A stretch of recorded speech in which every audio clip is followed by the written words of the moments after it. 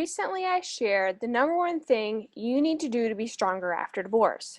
Today, I'm going to share the second most important thing you need to do for yourself. This will help you to heal faster and feel so much more peace in your life. But first, hi, I'm Jen Grice, author of the book You Can Survive Divorce. I'm a divorce mentor and empowerment coach guiding women to survive divorce and become stronger after. You can find out more about my ministry, my divorce coaching for women, and my book at jengrice.com. This might be easier to say than to do, but it's still important to hear. You have to stop worrying about what your ex-husband is doing, who he's dating, or what other immoral acts he's participating in. I know, what he's doing hurts your children and could put them at great risk.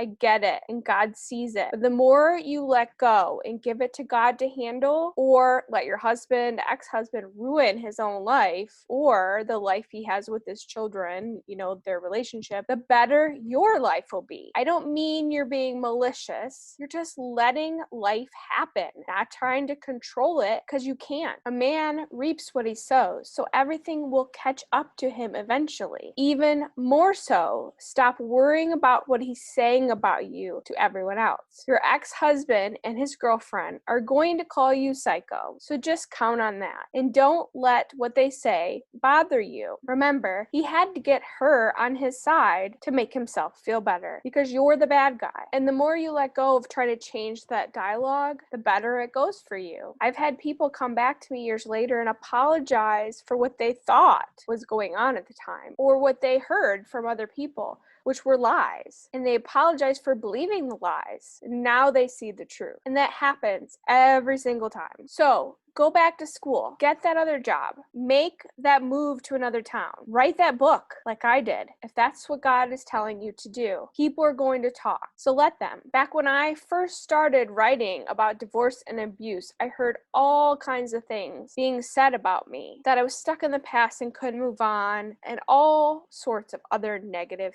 things. I even heard threats, and I just prepared myself to defend myself in court. Even for a split second, I thought about stopping just because I was so worried about what they were saying or what could happen. I wanted to hide under a rock. But every time I would quit writing and say, I'm done, I'm going to get a real job, as they called it, and started looking for other work, something would stop me, showing me that God was closing the door to other options, at least outside the home. He would then open up another income option while still being able to work from home and continue to write. And another amazing thing would happen. I would get a long email from a woman who was in a toxic marriage, who had just left her husband and found my blog and just started reading. She'd thank me for all that I've said and done and shared and told me do not quit. I'm not kidding either. This happened several times, at least 5 or 6. And after that, I started realizing that this was from God, because as soon as I would say I was done, I was not cut out for this, I'd get another email in my inbox saying the same thing. Now, those emails are weekly. They remind me of why I do what I do. It's for all of you watching and reading my articles. It's why I keep going every single week. But if I had listened in those early days to the bad things that were being said about me, like